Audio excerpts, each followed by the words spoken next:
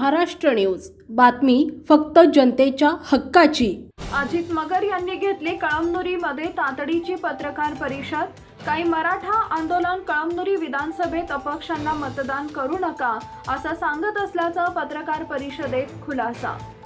कल्याण देशमुख आणि बालाजी कल्याणकर यांनी एका खासगी हॉटेलमध्ये पत्रकार परिषद घेत मनोजदादा जरांगे पाटील यांचा पाठिंबा अपक्षाला नाही आणि मराठा समाजामध्ये संभ्रम निर्माण व्हावा यासाठी ही पत्रकार परिषद हिंगोली या ठिकाणी घेण्यात आली होती। या पत्रकार परिषदेचे दुष्परिणाम कळमनुरी विधानसभा मतदारसंघात व्हावेत आणि अजित मगर यांची बदनामी व्हावी यासाठीच जाणून घेतलेली पत्रकार परिषद होय। कळमनुरी विधानसभेतील अपक्ष उमेदवार अजित मगर यांचे समर्थक अंतरवाली सराटीला जाऊन झालेला सविस्तर प्रकाश मनोजदादा प्रकार यांना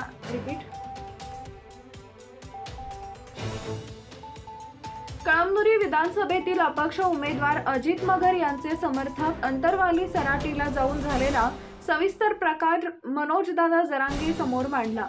यावेळी जरांगे पाटील असं सुद्धा म्हणाले, कुणी खासगी पत्रकार परिषद घेऊन बदनामी करू नका आणि मी कधीच असं बोललो नाही की माझा अपक्षाला किंवा कोणत्याही पक्षाला पाठिंबा आहे किंवा नाही। तुम्ही स्वतः गाव पातळीवर जा, जे तुमच्या मदतीला येतील, जे शेतकऱ्यांचे प्रश्न सोडतील, जे शेतकऱ्यांच्या हितासाठी सर्वसामान्य गोरगरिबांचा आधार म्हणून राहील, आपण त्यांच्या पाठीमागे खंबीरपणे उभे राहावे असा खुलासा मनोजदादा जरांगे पाटील यांनी केला। कळमनुरी विधानसभेतील मतदारांची जाणून बुजून दिशाभूल करण्यासाठी ही पत्रकार परिषद घेतल्याचं अजित मगर यांनी कळमनुरी इथं तातडीनं घेतलेल्या पत्रकार परिषदेत सांगितलंय। या पत्रकार परिषदेद्वारे कळमनुरी विधानसभेतील मतदारांना आवाहन केलंय की अशा अफवांवर विश्वास ठेवू नका। या विधानसभेतील मतदार जागृत आहेत, ते कोणाचेही पैसे घेणार नाहीत आणि खोट्या अफवांवर विश्वास ठेवणार नाहीत। त्यांना जे योग्य उमेदवार वाटेल त्यांनाच ते मतदान करतील असं पत्रकार परिषदेमध्ये बोलताना कळमनुरी विधानसभेतील अपक्ष उमेदवार अजित मगर यांनी सांगितलंय। कामाजी अंबोरे, जिल्हा प्रतिनिधी, हिंगोली। दिनांक 10 रोजी हिंगोली येथे श्री कल्याण देशमुख आणि श्री बालाजी वानखेडे यांनी एक पत्रकार परिषद घेतली। त्या पत्रकार परिषदेमध्ये त्यांनी असं सांगितलं की अजित मगर यांना कुणाचाही पाठिंबा नाही, म्हणजे श्री मनोजदादा जरांगे आणि सकल मराठा समाजाचा पाठिंबा नाही म्हणून माझं तिथं बदनामी केली। कारण या निवडणूक काळामध्ये अशा गोष्टी होत असतात, पण त्याचं खंडन करण्यासाठी कळमनुरी तालुक्यातले काही समाज बांधव हे स्वतःहून अंतरवाली सराटी येथे मनोजदादा जरांगे साहेबांची भेट घ्यायला तिथे गेले। ते जाऊन आल्यानंतर त्यांनी मला सुचवलं की भाऊ, आम्ही जाऊन आलो, आम्हाला बातमी सामनामध्ये जी प्रसिद्ध झाली ती बघून आम्हाला करमलं नाही आणि त्यामुळं आम्ही तिथं दादाला खरंच काय आहे म्हणून आम्ही विचारायला गेलो। तिथून वापस जाऊन आल्यानंतर त्यांनी मला सांगितलं की तुम्ही या गोष्टी लोकांसमोर आल्या पाहिजे आणि म्हणून तुम्ही एक पत्रकार परिषद इथं आयोजित करा आणि त्या पत्रकार परिषदेमधून लोकांना एक संदेश जाऊ द्या की निवडणूक चालू असताना एक चांगलं काम करणाऱ्या माणसाला चुकीचं काहीतरी त्याला बदनाम करायचं, त्याच्या मागे ज्या 18 पगड जाती आहेत, तो सर्व शेतकऱ्यांसाठी काम करतो, अशा माणसाला बदनाम करायचं, हे षडयंत्र आपल्याला कुठंतरी हाणून पाडलं पाहिजे।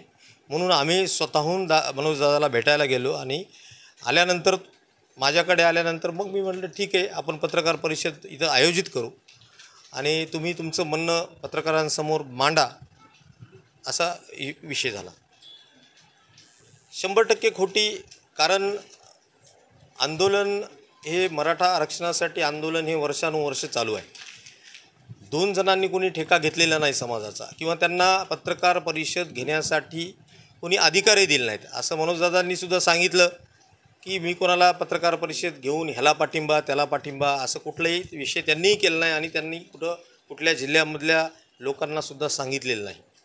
मग हे मनानंच पत्रकार परिषद घेऊन चांगल्या एका उमेदवाराला बदनाम करायचं असं यांचं षडयंत्र आहे, हे स्पष्ट आहे। परिषद हिंगोलीमध्ये घेण्यात आली आणि त्यानंतर तुम्ही अंतरवाली सराटी येथे गेलात, कोण कोण गेलं होतं, तिथे नेमकं काय घडलं होतं आणि पत्रकार परिषदेचा विषय नेमका काय होता, काय सांगा? तर ही पत्रकार परिषद घेतल्यानंतर सामन्यामध्ये बातमी आल्यानंतर आम्ही 30 ते 35 गावातील जवळपास 80 ते 90 समाज बांधव आरक्षण पुरस्कर्ते तांतरवली सराटीमध्ये जाऊन अंदाजे 12 ते 12:30 वाजता माननीय जरांगे पाटील साहेबांची भेट घेतली आणि त्यांनी याबद्दल विचारणा केली. साहेब, असं सामन्यामध्ये बातमी आलेली आहे, त्याबद्दल आपण खुलासा करू शकता का? तर त्यांनी स्पष्ट सांगितलं की अशी कधी पत्रकार परिषद घेण्यासाठी कोणाला पुरस्कृत केलेलं नाही, सांगितलेलं नाही आणि घेतलेली पत्रकार परिषद ही खोटी आहे. त्यांनी कोणालाही पाठिंबा दिलेला नाही आणि यापुढे कोणाला देणार नाही. तुम्हाला जो योग्य उमेदवार असेल, तुमच्यासाठी मदतीने धावून येत असेल, त्याच उमेदवाराच्या पाठीशी राहा आणि त्याला निवडून आणा. त्या दिवशी पत्रकार परिषद तिथली हिंगोलीतली कोण घेतले होते, नाव काय होतं त्यांचे आणि काय सांगितलं होतं त्यांनी हिंगोलीमध्ये? हिंगोलीतली पत्रकार परिषद कोण घेतले होते, नाव काय होतं त्यांचे आणि काय म्हणाले? तिथली पत्रकार परिषद बालाजी देशमुख, बालाजी वानखेडे आणि कल्याणजी देशमुख यांनी पत्रकार परिषद घेतली आणि योगायोगाने ते तिथे आले सुद्धा आणि त्यांनी सुद्धा या गोष्टीचं खेद व्यक्त केला किंवा आम्ही हे असं घ्यायला नको होतं आणि आम्हाला असं काही कोण पुरस्कार केले नव्हतं आणि त्याबद्दल त्यांनी दिलगिरी सुद्धा व्यक्त केली की आम्ही घ्यायला नको होतो. तुम्ही तिथे होतात समाज? हो, होतो सर. आम्हीच नाही, 80-85 लोक आम्ही होतो.